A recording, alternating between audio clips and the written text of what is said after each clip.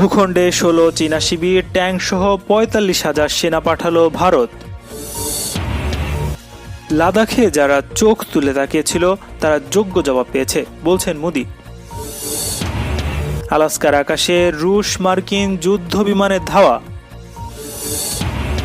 পশ্চিম এশিয়ায় আইএসকে পরিচালনা করছে যুক্তরাষ্ট্র ও ইসরায়েল, জেনারেল কায়েনি বলছেন। ইরানের বিরুদ্ধে নিষেধাজ্ঞা আরোপ করে নির্বাচনে জিততে পারবেন না ট্রাম্প। পশ্চিম তীরে ৩০ ভাগ গ্রাসের ইসরায়েলি চক্রান্ত কি গ্যারাকলে ফাটছে? গালওয়ান উপত্যকায় ভারতীয় ভূখণ্ডের ৯ কিলোমিটার এলাকা দখল করে নতুন করে আরও ১৬ সেনা শিবির বানিয়েছে চীন। তবে সীমান্তে সব রকমের পরিস্থিতি মোকাবেলায় ৪৫,০০০ সেনা মোতায়েন করেছে ভারত। পাশাপাশি T-19 ট্যাঙ্ক, ভূমি থেকে আকাশে নিক্ষেপযোগ্য ক্ষেপণাস্ত্র মোতায়েন করা হয়েছে।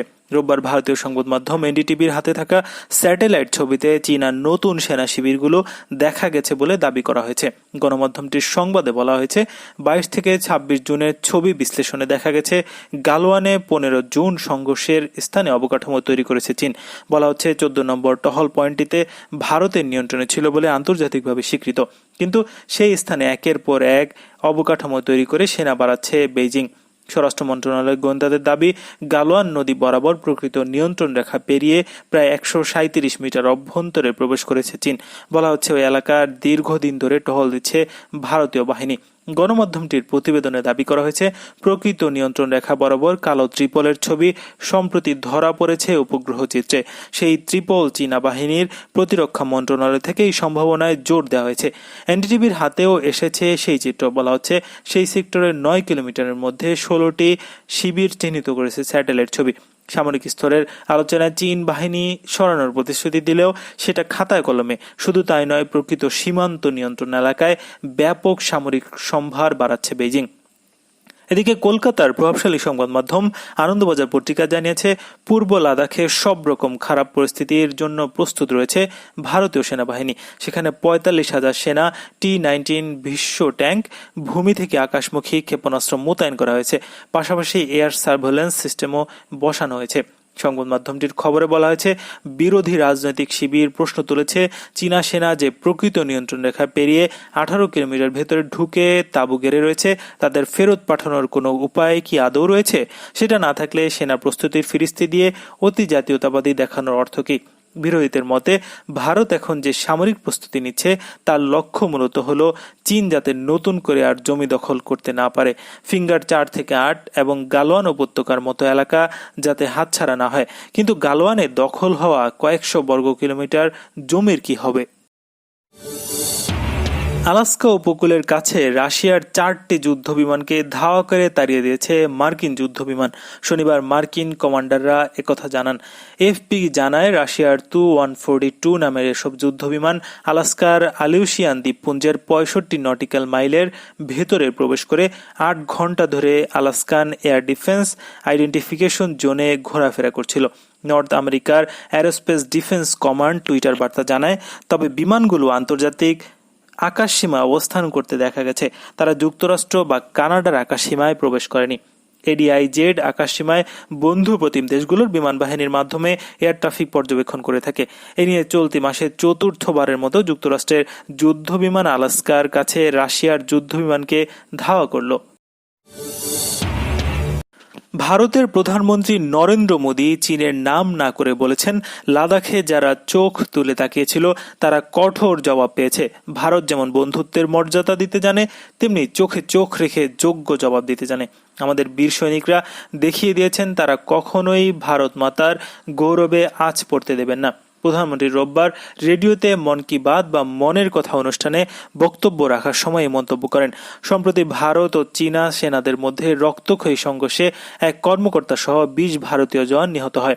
নিহত জওয়ানদের প্রতি সম্মান জানিয়ে আজ প্রধানমন্ত্রী নরেন্দ্র মোদী বলেন, লাদাখে আমাদের যে বীর জওয়ানরা শহীদ হয়েছেন তাদের সামনে গোটা দেশ আজ শ্রদ্ধায় অবনত। তাদের পরিবারের মতোই গোটা দেশ তাদের হারানোর শোকে কাতর।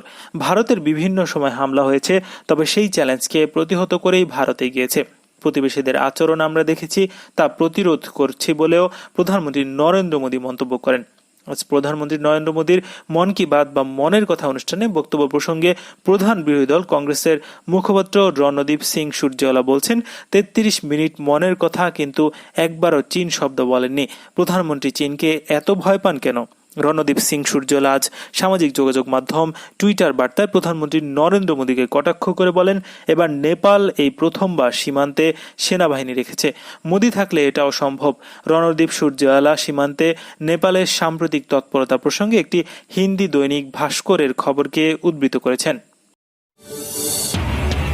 ইরানের ইসলামী বিপ্লবী গার্ড বাহিনী বা আইআরজিসির কুদস ফোর্সের প্রধান ব্রিগেডিয়ার জেনারেল ইসমাইল কায়ানি বলছেন, মার্কিন যুক্তরাষ্ট্র ও ইহুদিবাদী ইসরায়েল হচ্ছে সন্ত্রাসী গোষ্ঠী দায়েশ বা আইএসের সহযোগী। এটা নিশ্চিতভাবে বলা যায় তাদের ষড়যন্ত্র এখনও শেষ হয়নি। কয়েকদিন আগে সিরিয়ার বুকামালে আইএস জঙ্গিদের বিরুদ্ধে যুদ্ধের সর্বশেষ পরিস্থিতি সরেজমিনে পরিদর্শনের সময় তিনি একথা বলেন। তার এ বক্তব্য আজ ইরানের আল আলম টিভি চ্যানেল সম্প্রচার করেছে। ইসমাইল কায়ানি আরও বলেছেন, পশ্চিম এশিয়ার দেশগুলোতে দায়েশ বা আইএসের তৎপরতা চলছে মার্কিন যুক্তরাষ্ট্র ও ইহুদিবাদী ইসরায়েলের দিক নির্দেশনায়। তিনি আরও বলছেন, মার্কিন ইসরায়েলি ষড়যন্ত্র অব্যাহত রয়েছে। মার্কিন যুক্তরাষ্ট্রের মানবতা বিরোধী তৎপরতা সম্পর্কে তিনি আরও বলেন যে মার্কিন প্রশাসন তার নিজ দেশের মানুষের সঙ্গে হিংস্রতা দেখায়, নৃশংস কায়দায় জনগণকে দমন করে তারা স্বাভাবিকভাবে বিশ্বের অন্য জাতিগুলোর সঙ্গে অন্যায় আচরণ করবে। কোর্স ফোর্সের প্রধান বলেন, আমরা শহীদদের পথ, বিশেষ করে শহীদ কাসেম সুলাইমানির পথ অনুসরণ অব্যাহত রাখব।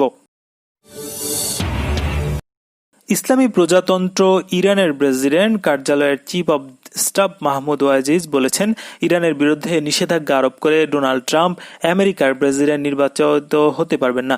গত শনিবার মাহমুদ ওয়াইজি এক অনুষ্ঠানে একথা বলেন। তিনি বলেন, ইসলামী প্রজাতন্ত্র ইরানের বিরুদ্ধে নিষেধাজ্ঞা জোরদার এবং অর্থনৈতিক ও স্বাস্থ্য বিষয়ক সন্ত্রাসবাদ চালিয়ে ট্রাম্প বিজয় হতে পারবেন না।